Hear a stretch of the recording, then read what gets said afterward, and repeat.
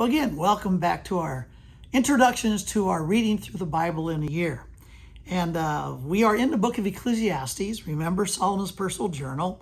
But then we're going to move right through. This is going to be quite a week for you, through the Song of Songs and into the beginning of the prophetic book of Isaiah. And this is what I want you to be looking for. Here again in Solomon's journal, Ecclesiastes, you're going to see towards the end of this reading how he counsels us the investment of our lives. He speaks of the casting our bread upon the waters. There's simply a picture of that. You took your product and you put them on not just one ship, because that ship may go out, hit a storm, and sink. So you diversify.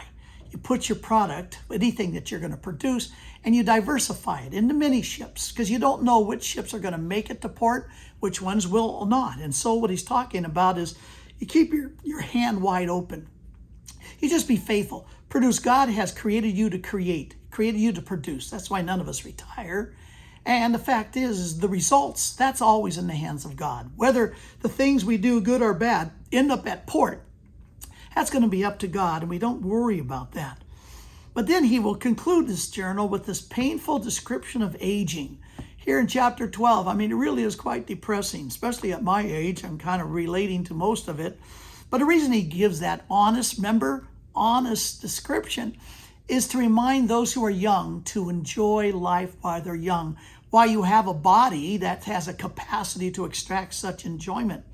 But at the same time, he has this remarkable description towards the middle of chapter 12 of taking our last breath just before we die.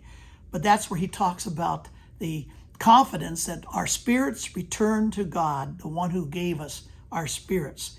And the fact it's a great assurance, even in the Old Testament, of life after death in the presence of God. But then he's going to end with, when everything's said and done, fear God and obey his commandments. Just fear God. And that means basically your deep desire to not shame him in any way, but to honor him in all that you say and do. And to keep his commandments, well, that's the wisdom. Commandments are a gift. It's not about you can't do this, you can't do this. It's not God as a cosmic killjoy, but rather it's loving guidance and wisdom on how to extract such enjoyment from the life he's given to you as a gift. Now we're going to move into the Song of Songs. Now this is a love song written by Solomon, and it contains many metaphors and oriental imagery. It's the pursuit of love. It's about the pursuit of a wedding of Solomon, King Solomon, to a shepherdess, and the joys and the heartaches of wedded love. As a matter of fact, in the Hebrew times, children under the age of 30 were not allowed to read this book. It was somewhat rated however you want to rate it. The book is arranged in scenes like in a drama, and there's three main speakers.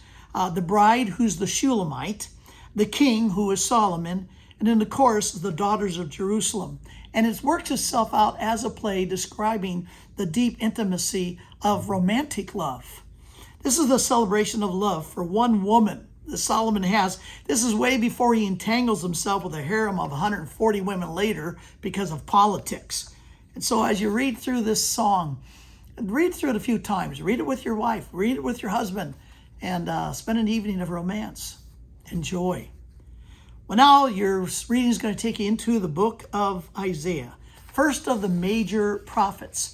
Remember, we have the major prophets and the minor prophets. I usually explain is because the major prophets were taller men and the minor prophets were real short. That's not true. Major prophets are just longer. And the message of the prophets has to do with two things: forthtelling and foretelling.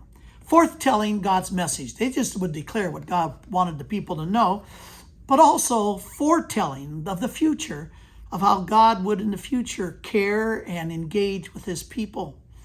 Well, Isaiah's prophetic ministry is going to span in the reigns of 4 kings of Judah. Remember, that's the southern kingdom.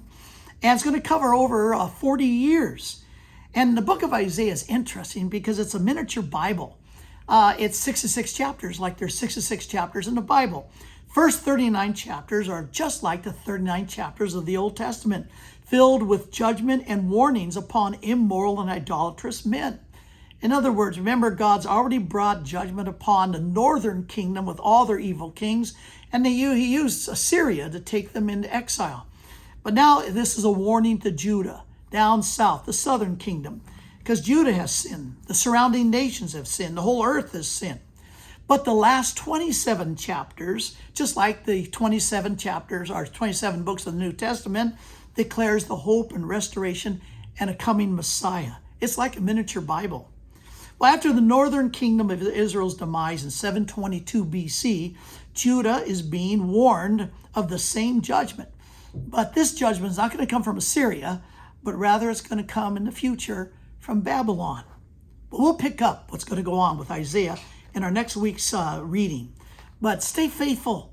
I know some of this may be hard, a little bit foreign to you, but God will open it up to you if your heart's open.